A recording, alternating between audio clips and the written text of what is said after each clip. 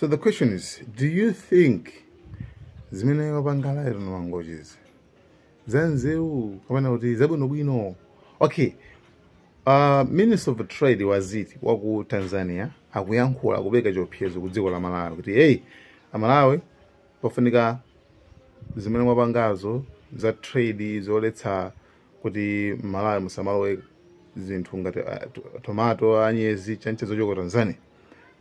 Lamulo limene ufunika mutani mulichotse chifukwa otherwise first tukubanana.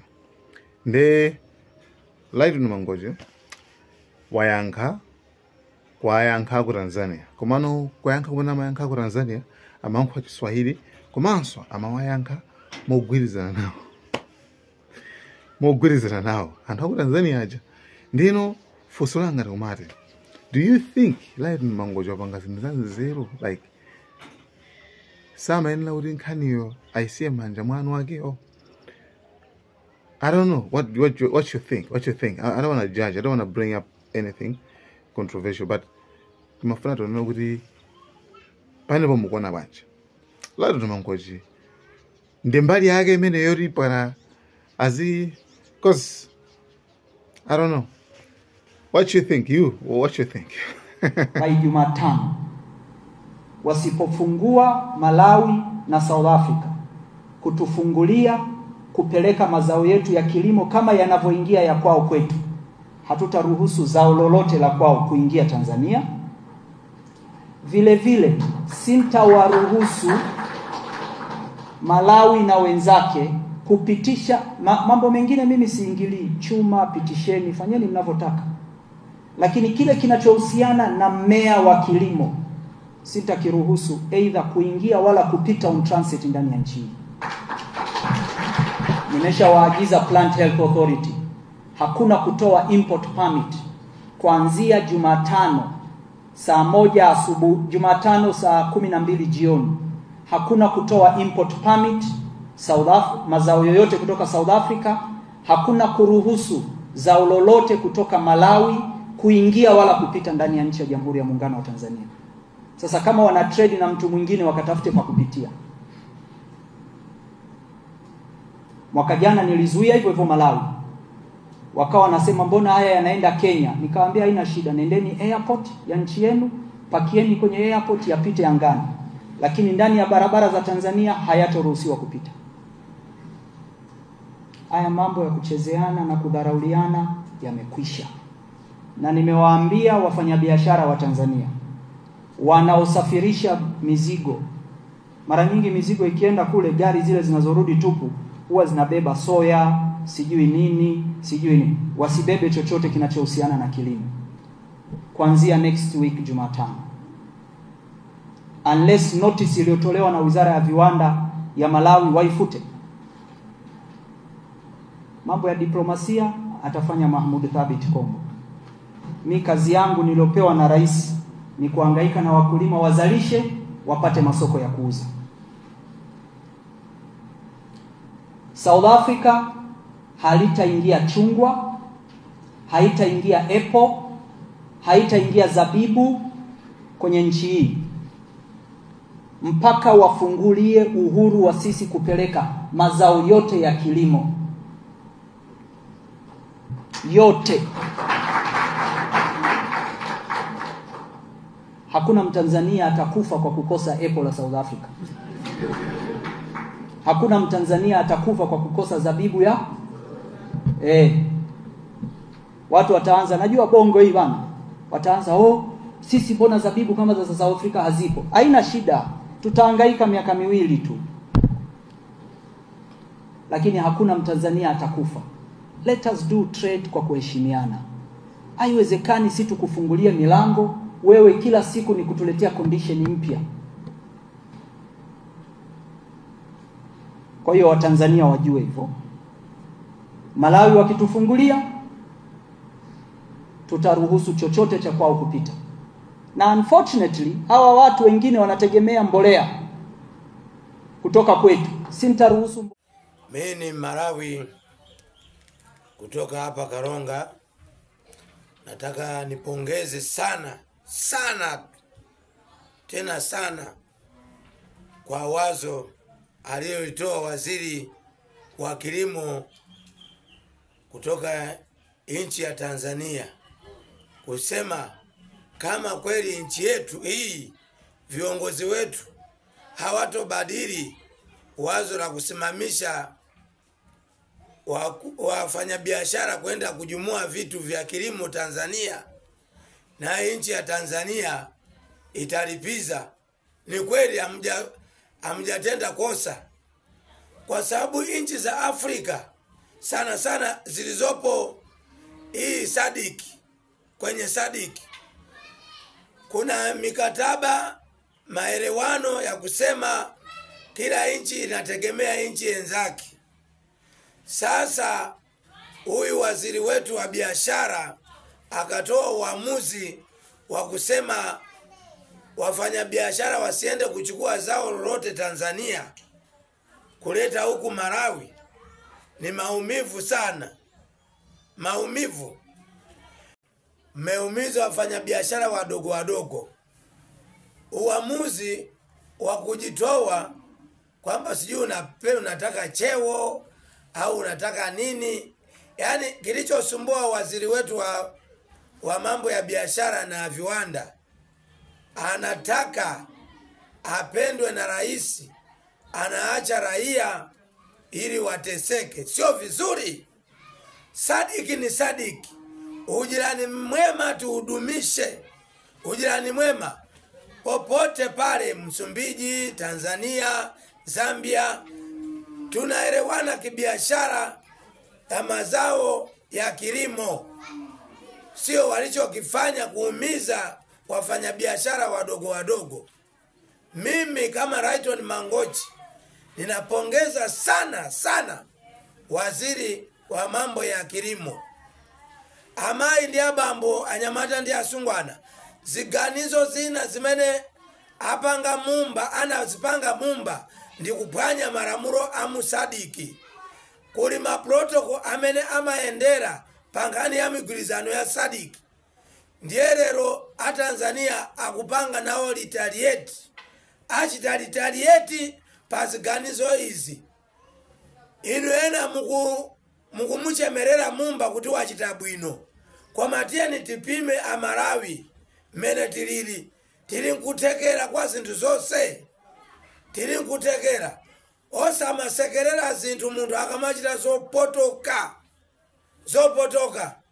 Sikutandiza Amalawi yai. Takara tikuyangura. Maministara achakwera. Amabwera ndiziganizo zina zopwetekesa ziko la Malawi. Ife timadalira Tanzania, Tanzania amadalira ife. Lero lino akunena kuti fetereza aimisa kuti abwere kuno. Kodi amene apwetekeke ndi ndani? Apwetekeke ndi ndani? Tieni tisamarise tikamachita zinthu posi. Ndi amene mamusapota mumba kumuchemerera kuti wachita chiganizo chabwino. Kodi tili nkutekera kumene boma latipangira. Muno muli mamega famu ang'ono. Muno muli nyanja imene sitiziwa kuigwirisa ntchito. Sitichita empower asodzi. Zinthu zathuzo zimakhala zodula kwambiri. Anthu akazitenga kuchoka Tanzania zikhala nkhasapo. Lero boma ili lolephera ili. Lolephera even kukweza salary ya civil servant. Zinthu sizikuyenda. Ngati kuli boma limene ana alephera kuphunzira sukulu, ndi boma lachakwera ili. Civil servant akulephera kuchita afford kuti alipire ku university malipiro fees. Ngati kuli boma limene alimi avutika, ndi boma lachakwera ili. Akulephera kugula foja pa mtengo wabwino, pamene maiko otizungulira akugulitsa monjo ya foja. Zimene zindikumaombera mmanja. Apa sizinalowe ndale ayi. Sindale. Ine si wandale. Koma nditakukhala wandale. Mukapanga zinthu zolakwika. Inu achakwera ngati president. Maminista anu akamapereka ziganizo izi muziwatsutsa. Inu ndiye mtsogoleri wa dziko. minister asakale ngati president ayi. Minister and minister prerogative ili ndi inu. Taona ni sopano Tanzania yo yakwiya. Ikwiya ditu. Mupitisa kuti zimasoya zimiteza mmapanga so inu ma minister business imene mukupondereza anthu ati mabeseni lichero. Mulungu akukhululukireni. Ine ndili pano pamunda wa Fodya komanso pa chigafa cha Fodya chimene munthu kuti zikafike pooneka chonchi amakhalata ononga ma millions koma zomvetsa chisoni chaka chino mitengo imene ikuperekedwa ku auction floor alimiwawa alibe hope iliyonse, alibe hope. Mukuona zimayi uyu anali ndi hope kuti zikayenda apeza zitukuko zina pose yedu apati mamva minister Chimwendo akunena kunchinji kuti chaka chino achikumbe asimba rokoma koma zomvetsa chisoni Fodya yemweyu amene kumalawi akugulidwa moberedwa uyu ku Zambia akugula pa $5 1 kg, ku Mozambique ndiye sitikunena, ku Tanzania sitikunena. Vuto kodi kunoko ndi chiyani?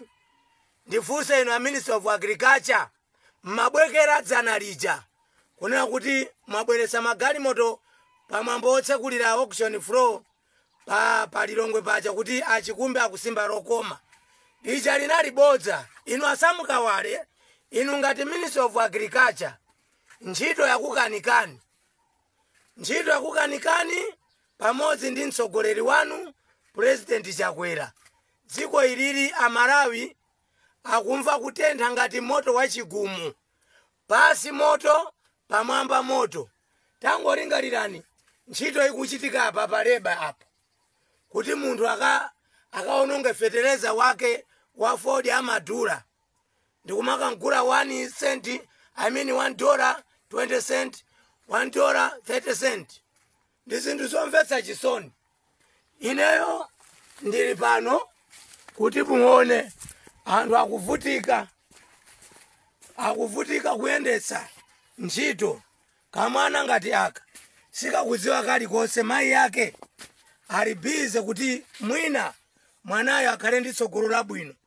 Koma ndipovuta mwanayo kuti tsogolo likhalepo chifukwa cha zimene mwachita ino aboma la MCP. Koma akula achikumbe Fodya pa mtengo ochipa owaranda. Chikuchitika ndi chani? Kodi zimene zitikomera ife Amalawi? Moyo ngati uli chonchi inu mukungwa zinenepera kumene kuma minister a president suti zikukhalani bwino kwambiri, chizungu cha silangi bwino. Koma kuno anthu pa ground mwasandutsa ng'ombe zokoka ngolo. Mwasandutsa ng'ombe zokoka ngolo. Ndizosamveka kunena kuti munthu akavutike nthawi yonseyi Fodya wabwino uyu koma akankula $1 20 cent.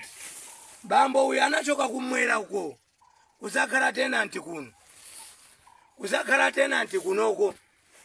Eni aka Fodya awa akuyembeza akagulisa amulipire. Kodi zitheka Amalawi? Ndiye tiyeni amati DPP imagula zinthu mosakwanira. Awawa apa ndiye ndiziti a MCP awawa zimene akuchitapo. Ineyo ngati Lighton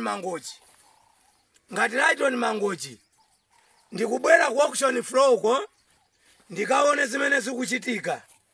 Mwina tikambirana ndi achikumbe tipange mademo kuti inu aboma mukusekerera izi. Chomvetsa chisoni achakwera munena kuti mtengo umene awuyambira ku auction floor mukugwirizana nawo.